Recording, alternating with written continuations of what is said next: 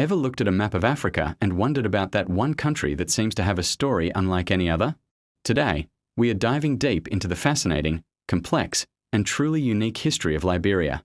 Forget everything you think you know, because this story is a real game changer. When you think of African history, the narrative often revolves around European colonization, the scramble for Africa, and the subsequent fight for independence. But Liberia, its story starts somewhere completely different, across the Atlantic, in the United States. In the early 19th century, an organization called the American Colonization Society, or ACS, was formed. It was a strange mix of abolitionists who believed freed slaves would have a better life in Africa, and slaveholders who feared the presence of free black people in America. Their solution? To repatriate them to Africa. This led to the founding of Liberia, a name derived from the Latin word liber, meaning free. Starting in 1822, ships carrying freeborn black Americans and formerly enslaved people began arriving on the coast of West Africa. These settlers, who came to be known as Americo-Liberians, were pioneers in a land their ancestors had left generations before. They were returning to a continent they had never known, bringing with them American culture, Christianity, and a republican form of government. Imagine that for a second. You're leaving the only home you've ever known, crossing an ocean, to build a new nation from scratch. They established settlements, the most prominent being Monrovia, named after US President James Monroe, a supporter of the colonization project. In 1847, these settlers declared independence, creating the Republic of Liberia, Africa's first republic.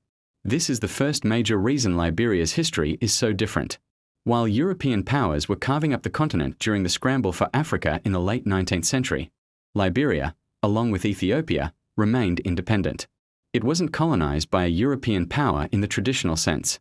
Instead, it was a colony of a different sort, founded by black Americans who, in a strange twist of history, created their own settler society. This created a unique social structure.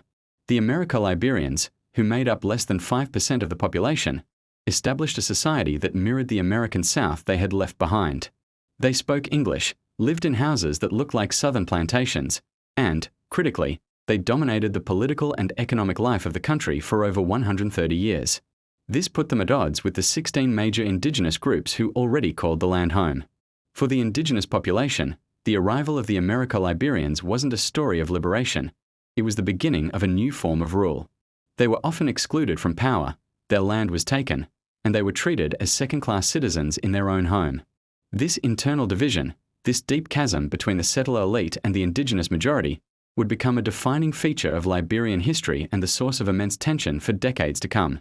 Another key difference is Liberia's deep-rooted relationship with the United States. From its founding, Liberia looked to the US for protection and support. The Liberian flag, with its single star and red and white stripes, is a clear nod to the American flag. The US dollar was legal tender for a long time, and even today, the economic and political ties remain incredibly strong. During the Cold War, this relationship intensified.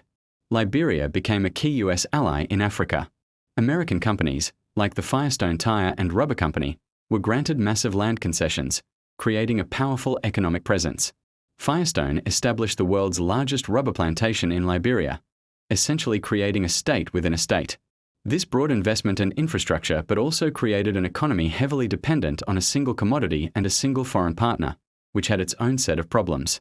For over a century, the Americo-Liberian elite maintained their grip on power, but the underlying tensions were simmering. By the late 20th century, the indigenous majority grew increasingly resentful of their exclusion. The pressure was building, and in 1980, it finally exploded. That year, a master sergeant named Samuel Doe, from the indigenous Kran ethnic group, led a violent military coup. President William R. Talbot Jr. was assassinated, and Doe's coup ended 133 years of Americo-Liberian rule. It was a seismic shift, hailed by many indigenous Liberians as a moment of liberation. But the hope was short-lived. Doe's regime quickly became known for its brutality and corruption. He favored his own ethnic group, the Kran, further deepening the ethnic divides in the country. This repressive rule set the stage for one of Africa's most devastating conflicts. In 1989, a former government official named Charles Taylor launched a rebellion against Doe's government, plunging Liberia into a brutal civil war. This wasn't just a war, it was a complete societal collapse. The conflict was marked by extreme violence, the use of child soldiers, and widespread atrocities. Factions splintered along ethnic lines, and the fighting engulfed the entire nation. The first civil war lasted until 1997, ending with a shaky peace and an election that, bizarrely, Charles Taylor won.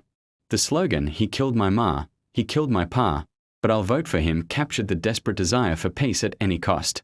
But his presidency brought no relief. In 1999, a second civil war erupted, bringing yet more destruction and suffering. By the time the Second War ended in 2003, an estimated 250,000 people were dead, and a third of the population was displaced. The country's infrastructure was in ruins, its economy shattered, and its people deeply traumatized. It was a tragic outcome for a nation founded on the idea of freedom. The end of the war in 2003 marked the beginning of Liberia's modern era and a long, difficult road to recovery. With the help of one of the world's largest UN peacekeeping missions, the country began to rebuild. A major milestone came in 2005 when Liberia elected Ellen Johnson Sirleaf as president. Her election was historic. She became the first democratically elected female head of state in Africa. A Harvard-educated economist and former World Bank official, Sirleaf, affectionately known as the Iron Lady, faced the monumental task of rebuilding a broken nation. Under her leadership, Liberia made significant strides. She focused on maintaining peace, cancelling the country's massive international debt, fighting corruption, and rebuilding institutions. While challenges like poverty, unemployment, and the Ebola crisis of 2014 tested the nation's resilience, Liberia has managed to maintain peace for nearly 2 decades. In 2017, the country witnessed its first peaceful transfer of power in over 70 years, a testament to how far it has come. So, why does Liberia's history stand out so starkly from the rest of Africa? It's a nation born not from a struggle against European colonialism, but from a complex American project. Its history is defined by a unique internal dynamic between returned settlers and the indigenous population, rather than a black versus white colonial struggle. Its enduring and complicated relationship with the United States sets it apart. And finally, the sheer brutality of its civil wars and its inspiring, women-led recovery create a narrative that is entirely its own. Liberia is a land of contradictions, a nation founded for freedom that enslaved its own people, a country torn apart by internal conflict that is now a symbol of peace and female leadership. It's a story of hope, tragedy, and incredible resilience. This history is complex and it's still unfolding. What do you think is the most significant part of Liberia's unique story? Is it its founding, the internal conflicts, or its recent recovery? Let me know your thoughts in the comments below. Let's start a conversation. Thanks for watching. If you found this video interesting and want to explore more unique stories from around the world, make sure to hit that subscribe button and ring the notification bell. It really helps the channel grow. See you in the next one.